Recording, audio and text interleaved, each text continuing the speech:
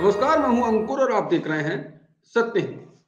सत्य हिंदी के बुलेटिन में एक नजर अब तक की सुर्खियों पर। लोकसभा चुनाव 2024 के लिए विपक्ष ने कवायदें शुरू कर दी हैं। इसी क्रम में आज बिहार के पूर्णिया में महागठबंधन की महारैली की गई। इस महारैली में आरजेडी, जेडीयू, कांग्रेस, सीपीआई माले मौजूद रही। इस महारैली को हाल ही में किडनी ट्रांसप्लांट कराकर लौटे आरजेडी प्रमुख लालू प्रसाद यादव ने भी संबोधित किया। लालू प्रसाद ने शंखनाद करते हुए कहा कि 2024 के लिए महागठबंधन तैयार है और हम मिलकर बीजेपी का सफाया कर देंगे।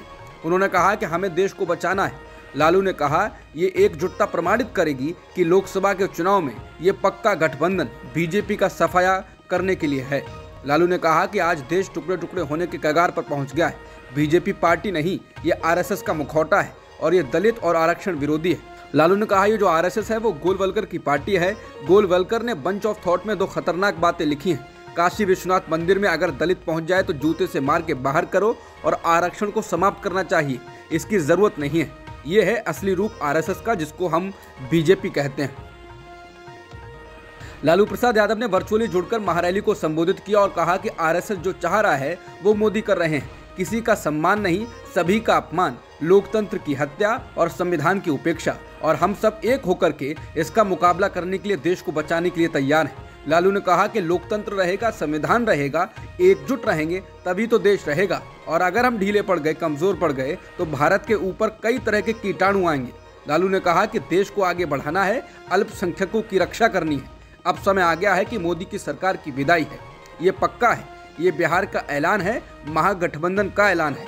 इस दौरान लालू ने सरकार के द्वारा मुफ्त राशन दिए जाने पर भी मोदी सरकार को निशाने पर लिया और कहा ये बार बार कहते हैं कि हम राशन दे रहे हैं, हम राशन दे रहे हैं। इसको लेकर सुप्रीम कोर्ट का मजबूती के साथ फैसला आया था कि राशन जब सड़ रहा है तो गरीबों को बांटो। ये सुप्रीम कोर्ट का आदेश था। लालू ने कहा कि ऐसा लगता है कि पूरा ये हल चला करके राशन ला रहे हैं और वोट मांगते हैं। इसके अलावा बिहार के डिप्टी सीएम तेजस्वी यादव ने भी कहा कि बिहार हिंदुस्तान की तारीख को बदल सकता है। बिहार के पूर्णिया में महारैली को संबोधित करते हुए मुख्यमंत्री नीतीश कुमार ने एक बार फिर दोहराया कि हम कांग्रेस का इंतजार कर रहे हैं। अगर हम सब साथ आ जाएं तो बीजेपी को 100 सीटों के नीचे समेट देंगे। नीतीश ने कहा कि सातों पार्टियों ने मिलकर तय किया कि पहली सभा हम लोग पूर्णिया में करेंगे। जब हम लोगों ने महागठबंधन बनाया तो दिल्ली से 2 नेता हैं, एक प्रधानमंत्री हैं और एक गृहमंत्री। क्या अनुभव है इन लोगों का? क्या देश की आज़ादी को ये लोग जानते हैं? ये लोग कोई काम नहीं करते हैं, कब्जा किए हुए हैं। कोई बिहार के विकास के लिए इन्होंने काम किया है क्या? यहाँ आकर क्या क्या कह दिया था। नीतीश ने कहा कि जब हम सब एकजुट हो जाएंगे तो बड़ी चीजें होंगी। सब जल्दी से जल्दी बुलंदी कीजिए, नहीं करेंगे तो फायदा किसका होगा सोच लीजिए। देश का कितना बंटवारा करने देंगे? हम बिहार में ऐसा कुछ नहीं करने देंगे। नीतीश ने कहा कि हम उनके साथ बीच में चले गए थे, लेकिन अब जीवन भर आप लोगों के हित में काम करेंगे। मेरी एक ही ख्वाहिश है कि देश आगे बढ़े। देश आगे बढ़ाने के लिए देश को बीजेपी से मुक्त करना होगा। बिहार में तो हम एकजुट हैं। बिहार में लोकसभा चुनाव होगा तो यहाँ उनको कुछ नहीं मिलने वाला है, लेकिन बाकी सब जगह कर लेंगे तो यही नतीजा देश में आएगा। केंद्रीय गृह मंत्री और बीजेपी नेता अमित शाह ने आज बिहार के पश्चिम चंपारण में मुख्यमंत्री नीतीश कुमार पर निशाना साधा और कहा कि नीतीश कुमार प्रधानमंत्री बनने के लिए बदल गए हैं। अमित शाह ने कहा कि नीतीश बाबू आप प्रधानमंत्री बनने के लिए विकासवादी से अवसरवादी बने, कांग्रेस और आरजेडी के शरण में गए। नीतीश बाबू की पीएम बनने की महत्वाकांक्षा ने बिहार का बंटाधार कर डुबोया। उन्होंने आगे कहा कि नीतीश कुमार को हर 3 साल में पीएम बनने का सपना आता है। आप सबको मालूम है, जयप्रकाश नारायण से लेकर आज तक जिस कांग्रेस के खिलाफ लड़े, जिस जंगलराज के खिलाफ बीजेपी के साथ मिलकर एनडीए की सरकार बनाई, उस जंगलराज के प्रणेता लालू प्रसाद की गोदी में जाकर बैठ गए हैं। शाह ने कहा कि नीतीश कुमार ने बहुत साल तक आयाराम गयाराम कर लिया। अब उनके लिए बीजेपी के दरवाजे हमेशा के लिए बंद कर दिए गए हैं। उन्होंने आगे कहा कि इस बार ऐसा सबक सिखाइए कि बिहार में दल बदल करने वाले चुप हो जाएं।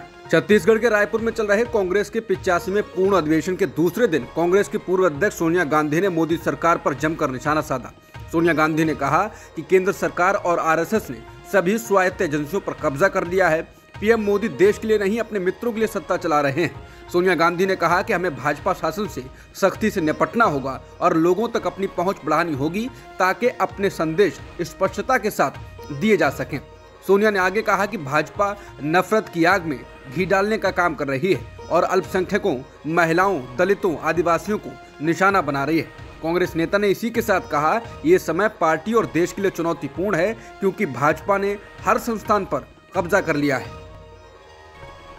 सोनिया गांधी ने रायपुर अधिवेशन में राहुल गांधी की भारत जोड़ो यात्रा की जमकर तारीफ की और कहा कि उन्हें खुशी है कि उनकी पारी भारत जोड़ो यात्रा के साथ समाप्त हुई, जो कांग्रेस के लिए एक महत्वपूर्ण मोड़ है। उन्होंने कहा कि 2004 और 2009 में हमारी जीत के साथ साथ डॉक्टर मनमोहन सिंह के सक्षम नेतृत्व ने मुझे व्यक्तिगत संतुष्टि दी थी, लेकिन मुझे सबसे ज्यादा खुशी इस बात की है कि मेरी पारी भारत जोड़ो यात्रा के साथ समाप्त हुई है, जो कांग्रेस के लिए एक अहम मोड़ है। अपने भाषण में सोनिया गांधी ने राहुल गांधी की तारीफ की। उन्होंने कहा कि राहुल के नेतृत्व में भारत जोड़ो यात्रा ने बहुत अच्छा काम किया। सोनिया ने कहा कि जिस तरह से राहुल ने इस यात्रा में लोगों के पास पहुंचकर उनकी समस्याओं को सुना, वो काबिले तारीफ है। वहीं सोनिया के भाषण और पारी समाप्त वाली बात से कहा जा रहा है कि पार्टी को अब नए नेतृत्व को संभालना है, वो अब राजनीतिक रूप से विदा ले रही हैं।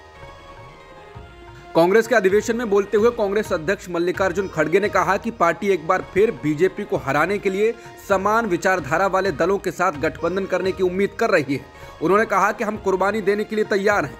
बीजेपी पर तीखा हमला करते हुए उन्होंने कहा, ऐसा लगता है कि बीजेपी देश के लोकतंत्र को बाधित करने की साजिश कर रही है, लेकिन कांग्रेस भारत को एकजुट करने की कोशिश कर रही है। कांग्रेस प्रमुख ने जोर देकर कहा, हमारा प्रयास सरकार को लोगों के वोटों से बदलना है, ना कि मनी बैग या ईडी, सीबीआई या आयकर विभाग से मदद के माध्यम से। उन्होंने कहा कि दिल्ली में सत्ता गरीब विरोधी है, क्योंकि वो गरीबों पर हमला कर रहे हैं। इस दौरान उन्होंने भारत जोड़ो यात्रा शुरू करने के लिए पार्टी नेता राहुल गांधी और 22 साल तक पार्टी का नेतृत्व करने के लिए पूर्व अध्यक्ष सोनिया गांधी को धन्यवाद भी किया। कांग्रेस महाधिवेशन में पार्टी प्रमुख मल्लिकार्जुन खड़गे ने कहा कि देश में गरीबों, आदिवासियों पर अत्याचार बढ़ रहे हैं, लेकिन कोई सुनवाई नहीं होती। वोट लेने के लिए पिछड़ों की बात करते हैं, लेकिन भूल जाते हैं कि सरकारी कंपनियों को बेचने से पिछड़ों की नौकरी भी खत्म हो रही है। उन्होंने कहा कि चीन के अतिक्रमण पर घुटने टेक दिए, हम भारत की सेना के साथ खड़े हैं, सेना बहादुर है, सरकार विफल है। खड़गे ने कहा कि पीएम कहते हैं कि कोई घुसा नहीं है, विदेश मंत्री कहते हैं कि हम चीन से लड़ नहीं सकते क्योंकि वो बड़ी अर्थव्यवस्था है। उन्होंने कहा कि चीन से जमीन छीनकर अप्रैल 2020 की स्थिति वापस दिलाएंगे, तभी समझेंगे कि आपकी छाती 56 इंच की है। बिहार के डिप्टी सीएम तेजस्वी यादव ने केंद्रीय गृह मंत्री और बीजेपी नेता अमित शाह पर निशाना साधा और कहा कि अमित शाह बार बार बिहार आ रहे हैं क्योंकि उन्हें 2024 के लोकसभा चुनाव में सीटों के नुकसान होने का डर है। तेजस्वी यादव ने कहा कि अमित शाह आज यहाँ आ रहे हैं तो वो बताएं कि बजट में उन्होंने बिहार को क्यों ठगा और इस बजट से बिहार को क्या मिला। बता दें, अमित शाह शनिवार को बिहार के उत्तरी पश्चिमी इलाके के वाल्मीकि नगर लोकसभा क्षेत्र में लौरिया में एक जनसभा को संबोधित करने वाले हैं। इस संबंध में ही तेजस्वी यादव ने हमला बोला। बता दें, हाल ही में जदयू से उपेंद्र कुशवाहा ने नाता तोड़ लिया है, इसके पीछे भी बीजेपी को ही बताया जा रहा है। जानकारों का कहना है कि लोकसभा चुनाव 2024 के लिए बीजेपी इस बार बिहार में खास तैयारी कर रही है, क्योंकि नीतीश और तेजस्वी साथ में हैं तो बीजेपी की मुश्किलें बढ़ गई हैं। प्रयागराज में शुक्रवार को बमबारी, गोलीबारी और हत्या में आपराधिक इतिहास वाले अतीक अहमद का नाम सामने आया है। अतीक अहमद इलाहाबाद पश्चिम सीट से विधायक रहे हैं और इस समय अहमदाबाद जेल में बंद हैं। उन पर यूपी पुलिस गैंगस्टर एक्ट में कार्रवाई कर चुकी है। ताजा घटना का संबंध पूर्व बीएसपी विधायक राजू पाल की 2005 में की गई हत्या से है। राजू पाल की हत्या के गवाह उमेश पाल को कल शुक्रवार को गोलियों से उड़ा दिया गया।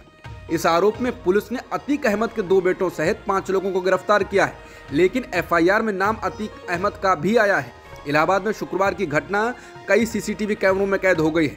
इलाहाबाद पुलिस ने बताया कि 2005 में बहुजन समाज पार्टी के विधायक राजू पाल की हत्या के मामले में एक प्रमुख गवाह उमेश पाल की प्रयागराज में हुंडई क्रेटा एसयूवी की पिछली सीट से बाहर निकलते समय एक अज्ञात व्यक्ति ने गोली मारकर हत्या कर दी थी।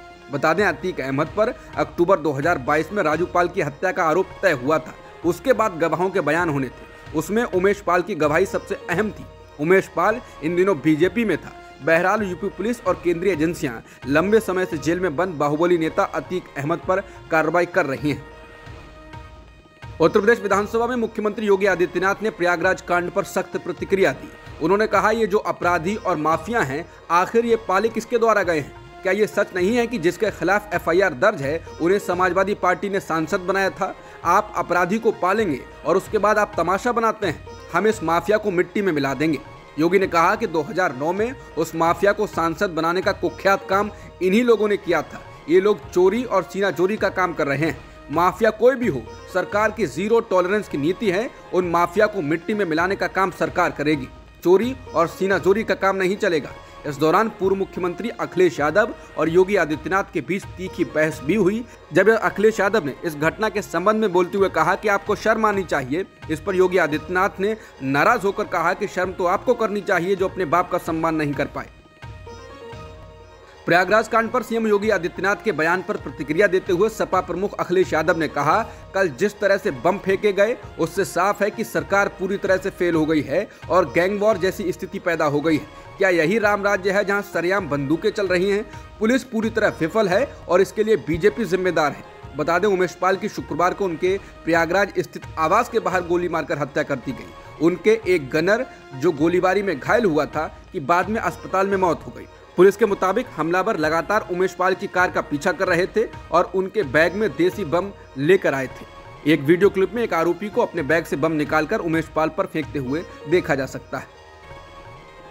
पंजाब में विपक्ष के नेता प्रताप सिंह बाजवा ने राज्य में कानून व्यवस्था के पूरी तरह चरमरा जाने पर गंभीर चिंता व्यक्त की है। उन्होंने कहा कि अगर हथियारों से लैस लोगों का एक समूह थाने का घेराव कर सकता है तो ये काफी चिंताजनक है। उन्होंने कहा कि एक ओर जहां मुख्यमंत्री भगवंत मान वैश्विक कॉरपोरेट को लुभाने के लिए इन्वेस्टर समिट का आयोजन कर रहे थे, वहीं दूसरी ओर पुलिस को अपनी जान बचाने के लिए भागना पड़ा क्योंकि कुछ लोग अपने सहयोगी को छुड़ाने के लिए उन पर हमला कर रहे थे। बता दें, खालिस्तान समर्थक अमृतपाल सिंह के कारण पिछले कुछ दिनों से पंजाब चर्चा में है। उसके समर्थकों ने अपने सहयोगी को छुड़ाने के लिए थाने पर हमला कर दिया था। दरअसल पंजाब में इस वक्त दो ही नाम गूंज रहे हैं, एक है अमृतपाल सिंह खालसा और दूसरा है वारिस पंजाब दे। पंजाब से लेकर केंद्र तक की जांच एजेंसियों के हाथ खाली हैं।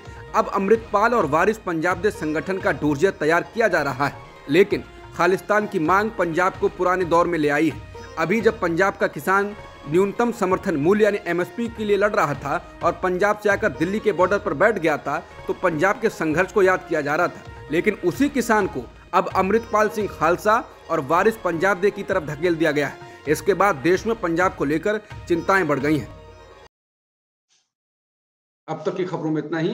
बाकी खबरों के लिए बने रह सकते हैं आप सत्य हिंदी के साथ।